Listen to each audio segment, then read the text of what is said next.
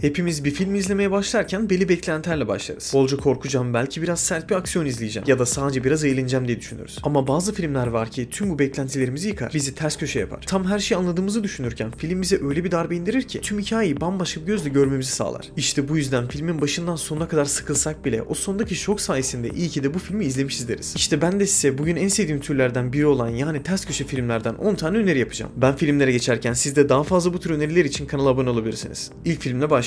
The Invitation yani davet. Ben bu filmi izlerken ayrı bir gerilmiştim. Hatta bir tık rahatsız bile hissetmiştim. Çünkü ister istemez o karakterin yerine koyuyorsunuz kendinizi. Bu arada başlamadan şunu da söyleyeyim. Belki de bu filmi izledikten sonra artık arkadaşlarınıza bile güvenemeyebilirsiniz. Bilemiyorum artık orasını. Baş karakterimiz Will. Eşi Edin'le birlikte mutlu bir çiftlerdir. Ancak çok kötü ve trajik bir olay yaşarlar. Çünkü çocuklarını kaybetmişlerdir. Bu olay sonrasında Edin aniden ortadan kaybolur ve bu şekilde de ilişkileri biter. Aradan 2 yıl geçtikten sonra Edin yeni birisiyle tanışmıştır ve eşi David ile evlerinde bir davet verir. Bütün eski arkadaşlarını da o davete çağırır. Hatta bu davete eski eşi Will'i ve onun yeni sevgilisini de çağırır. Bu durum Will'e ne kadar garip gelse de yine de merak edip davete gider. Bu arada gittikleri ev onların boşanmadan önceki evleri. Neyse Will ve sevgilisi eve giderler. Ama evde yalnız değillerdir. Orada Will'in eski arkadaşları ve tanımadığı 2 kişi daha vardır. İçeri girince Will ve sevgilisini gayet sıcak karşılarlar. Yemeğe otururlar ve sohbet ilerledikçe Will'in eski yaşadığı travmalar yavaş yavaş canlanmaya başlar. Ve bu yüzden de Will iyice gerilir. Ama evdeki herkes Will'in gerilmesini gayet saçma bulurlar ve onu rahatlatmaya çalışırlar. Ama Will yine de bu evde bir gariplik olduğunu sezmeye başlar. Bu yaşananlar, bu sohbet, buradaki arkadaşlarının tavırları, bu evde bir gariplik var ama ne olduğunu bir türlü çözemez. Evdekiler onun paranoyaların olduğunu ve bunları abartıp kafasında kurduğunu söylerler. Will de kendisinden şüphelenmeye başlar. Ama hala içinde bir yerlerde burada bir gariplik olduğunu seziyordur. Peki gerçekten Will'in paranoyaları mı var yoksa gerçekten de bu evde yanlış giden bir şeyler mi var? The Invitation benim çok beğendiğim bir psikolojik gerilim filmi. Kesinlikle izlemenizi öneririm. Güzel geriyor insanı.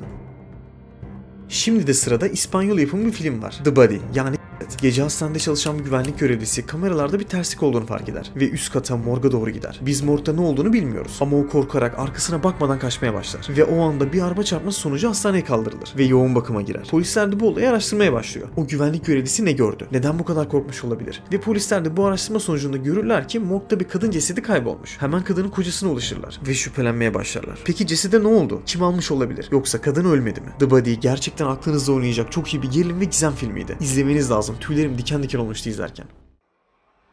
Yine az önceki film gibi sizi bayağı bir şaşırtacak bir filme geçiyoruz. Bu film bir gemide, tek mekanda geçen bir yapım. Filmimizin ismi Triangle. Ülkemizde Şeytan Üçgeni ismiyle yayınlandı. Baş karakterimiz Jess, arkadaşlarıyla birlikte bir yat gezisine çıkar. Başlarda her şey sıradan ve keyifli ilerlerken birdenbire hava değişir ve beklenmedik bir fırtına kopar. Sonra da yatları devrilir. Ve ekibimiz denizin ortasında mahsur kalırlar. Biz ne yapacağız, nasıl kurtulacağız diye düşünürlerken tam o anda uzaklarda devasa bir yolcu gemisi belirir. Ve oh be kurtulduk artık diye düşünürler. Ve gemiye çıkarlar ama gemide kimse yoktur. Ya da en azından öyle düşünürler. Ne kadar etrafta gezinseler de kimseyi göremezler. Ama gemide onlara bir şeyler yanlış gelir. Aralarından Jess daha önce sanki bu gemide olduğunu hisseder. Tıpkı bir dejavu gibi gelir ona. Ve çok geçmeden işler iyice karmaşık bir hale gelir. Çünkü Jess ve arkadaşları birinin ya da bir şeyin onları avlamaya çalıştığını fark ederler. Peki bu avcı kim? Ve bunu neden yapıyor? Triangle zaman döngüleri ve şaşırtıcı finaliyle izlerken sizi sürekli tetikte tutacak bir film.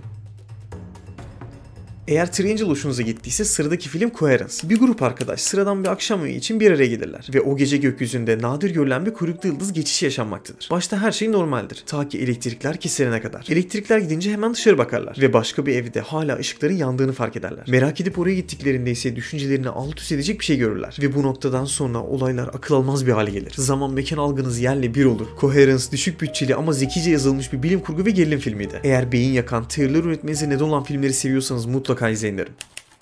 Şimdi size bir soru soracağım. İşe girebilmek için bir mülakata katıldığınızı düşünün. 7 adayla birlikte bir odadasınız ve gözetmen gelir size kuralları açıklar. İletişim kurmak, kağıda zarar vermek veya odadan çıkmak yasak. Eğer kurallara uymazsanız diskalifiye olursunuz. İşe girebilmek için de tek yapmanız gereken bir soruya cevap vermek. Süre ise 80 dakika ve sınav başlar. Adaylar da soruyu çözmek için hemen öndeki kağıdı çeviriyorlar. Ama kağıt boş. Herkes panikliyor. Bunun bir şaka olduğunu, sorunun neden olmadığını anlamaya çalışıyorlar. Adaylardan biri de bu işe ihtiyacım var girmeliyim diyerek önündeki boş kağıda bu işi nasıl hak ettiğini yazmaya başlıyor. Ve tam yazmaya başladıktan sonra görevli gelip kadını dışarı atıyor ve diskalifiye oluyor. Kadın ne kadar yanlış bir şey yapmadığını söylese de işlerinden biri anlıyor. Kağıda zarar vermek yasaktı ve yazı yazmak da bir zarar vermektir. Peki gerçek soru ne? Ve bu işe kim nasıl girebilecek? Exhum 2009 yapımı tek mekanda geçen çok iyi bir gerilim ve gizem dolu bir filmdi. Kesinlikle izlemenizi tavsiye ederim. Ben çok beğenmiştim.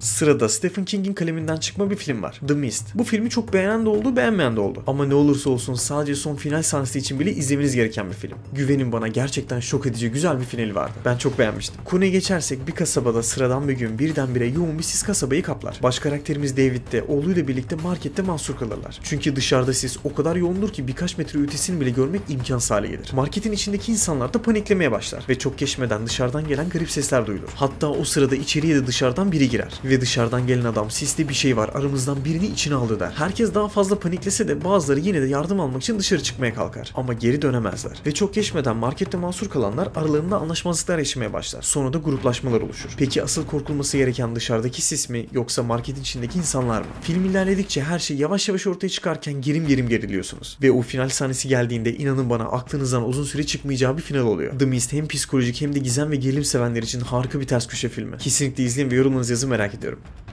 Şimdi sizi biraz daha derinlere götürecek bir filme geçiyoruz. İçimdeki Yangın. Bu film Kanada yapımı ama Orta Doğu'nun o kaotik atmosferinde geçiyor. İkiz kardeşler Jenny ve Simon annelerinin ölümüyle bir vasiyet alırlar. Anneleri onlara tanımadıkları bir babayı ve bir kardeşi bulmalarını söyler. İkiz kardeşler bu duruma çok şaşırırlar. Çünkü böyle bir şeyden hiç haberleri olmamıştır. Bu olay yüzünden de annelerinin geçmişi hakkında hiçbir şey bilmediklerini fark ederler ve bu sırrı çözmek için bir yolculuğa çıkarlar. Film flashbacklerle o annenin hayatını götürüyor bize. Savaş, acı ve sırlar dolu bir hikayesi vardı filmin. İzlerken sürekli bu nasıl mümkün olabilir diye sorup durduğumuz olaylar yaşanıyor filmde. Ve film bittikten sonra dakikalarca bir boşluğa bakıyorsunuz. Başka coğrafyalarda acımasız hikayelerin olduğunu sert bir tokat gibi gösteriyor bizlere. İçimdeki Yangın zaten sadece bir ters köşe filmi değil. Sizi duygusal tarafıyla da sarsacak bir film. Evet, şimdi de benim beklentilerimin çok üstüne çıkan harika bir film önereceğim. Düşünsenize, gazetede bir bakıcılık ilanı görüyorsunuz ve başvurmak için gazetedeki adrese gidiyorsunuz. Eve gittiğinizde yaşlı bir kadın ve yaşlı bir adam görüyorsunuz. Yaşlı adam felçli durumda. Kadın ise gayet normal duruyor. Kadınla konuştuğun zaman felçli işine bakmanı ve evde ona yardım etmeni istediğini söylüyor. Sen de işi kabul ediyorsun ve kadın sana bir tane anahtar veriyor. Bu anahtar evdeki bütün kapıları açıyor. İstediğin şekilde girip çıkabilirsin diyor. Sen de işe başladıktan bir süre sonra tavan arasına giriyorsun ve tavan arasında biraz gezerken küçük bir kapı görüyorsun. Kapı sanki biraz hareket ediyor gibi ve sen de merak edip anahtarla kapıyı açmaya çalışıyorsun. Ama kapı bir türlü açılmıyor ve yaşlı kadına gidip "Hani bu anahtar her kapıyı açıyordu,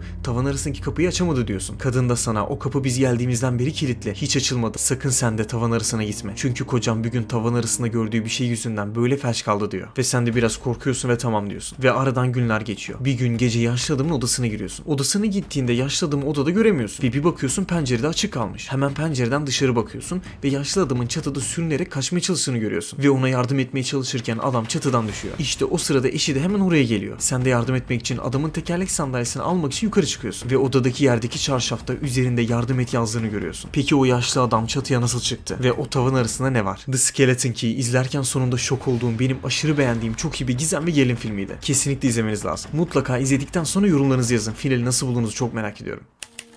Evet, listemize eski ama güzel bir filme devam edelim. Hatta bu filmin 4 tane farklı sonu bile yapılmış. En güzel hangisi, yorumlara yazabilirsiniz. Filmin ismi The Butterfly Effect, yani kelebek etkisi. Zaten bu isim filmde geçen olaylarla çok uyumlu olmuş. Tam bir kelebek etkisini anlatıyor bizlere. Baş karakterimiz Evan çocukluğunda yaşadığı travmatik olayları hatırlamakta zorlanan, hatta uzun yıllar psikolojik destek de almış biri. Çünkü zihni bu anıları fazlasıyla bastırmış durumda. Ve aradan yıllar geçmiş, artık üniversiteye başlamış, başarılı biri olmuştur. Ta ki bir gün eski çocukluk günlüklerini bulana kadar. Günlükleri okumaya başladığında çok garip bir şey olur. Ve günlüğünde okuduğu o ana gider. Geçmişe gidince yaşadığı o travmatik anıyı değiştirir. Ve onu değiştirdiğinde ise bir anda kendine gelir. Ve hayatında bazı şeylerin değişmiş olduğunu görür. İşte bu sayede de günlükleri kullanarak geçmişi değiştirebileceğini fark eder. Ancak her değişimde sadece kendisinin değil, çevresindekilerin de hayatı değişmeye başlar. Tamam, biliyorum ilk başta bu üç kulağa çok hoş geliyor. Zaten kim istemez ki hayatındaki hataları değiştirebilmeyi. Mesela siz geçmişinizdeki en çok hangi hatayı değiştirmek isterdiniz? Söylemek isteyen varsa yorumlara yazabilir. Ancak bu her düzeltme daha büyük bir kaoslara yol açıyor. Biz de film boyunca Evan'ın çaresizce doğrularını nasıl yaparım, nasıl her şeyi düzeltirim arayışını izliyoruz. The Butterfly Effect hem duygusal hem de zihin karıştırıcı güzel bir filmdi. Siz de zaten izlerken Evan'ın yerinde ben olsam ne yapardım diye bol bol düşüneceksiniz. İzlemeyen kesinlikle kaçırmasın bunu.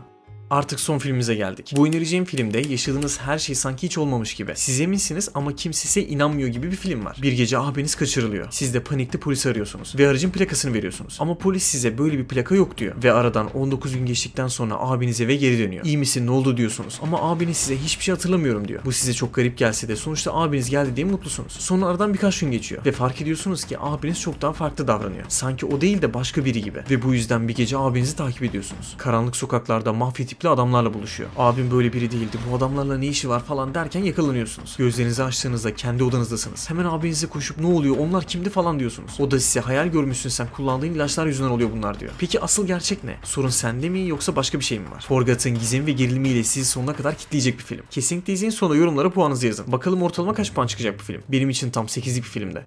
Bu filmde bittiğine göre size bir de bonus, eski ama çok güzel bir film önereyim. Aslında normalde bonus önermeyecektim ama bu videoyu hazırlarken karşıma çıktı. Dayanamadım, bir daha izledim. Filmimizin ismi The Others. Nicole Kidman'ın harika oynadığı bu film gotik bir korku hikayesi gibi başlıyor. Grace iki çocuğuyla birlikte ıssız bir malikende yaşıyorlar. Çocukların da ışığa karşı alerjisi var. Bu yüzden evleri hep karanlık bir atmosferde. Ve bir gün eve hizmetçiler geliyor. Sonunda garip olaylar başlıyor. Grace evde bir şeylerin ters gittiğini düşünüyor. Kapılar kendiliğinden kapanıyor. Evde hayaletler mi var diye düşünürken film sizi yavaş yavaş o çarpıcı final hazırlıyor. Ve o inanılmaz sonla tüm parçalar yerine oturuyor. The Others atmosferiyle sizi içine çekerken ters köşesiyle de aklınızı başınızdan alacak bir film. Ben filmi ilk izlediğimde gece uykum varken izlemiştim ve tam gözlerim giderken o son sahne gelmeden hemen önce bir anda fark ettim her şeyi. Sonra da o final sahnesi geldi ve tam gözlerim giderken o sonuna doğru her şey açıklamadan hemen önce bir anda fark ettim ve direkt kendime geldim. Tüylerim diken diken olmuştu. Acil izlemeniz lazım. Evet, buraya kadar izleyen herkese çok teşekkür ederim. Umarım bu ters köşe film önerilerimden ve beni dinlemekten keyif almışsınızdır. Daha fazla böyle videolar gelsin istiyorsanız beğen tuşuna basarak bana destek olabilirsiniz. Peki siz bu filmlerden hangilerini izlediniz? Ya da hangi tür film listesi yapmamı istersiniz? Bunları bana yorumlarda yazabilirsiniz. Abone olmayı da unutmayın. Görüşmek üzere.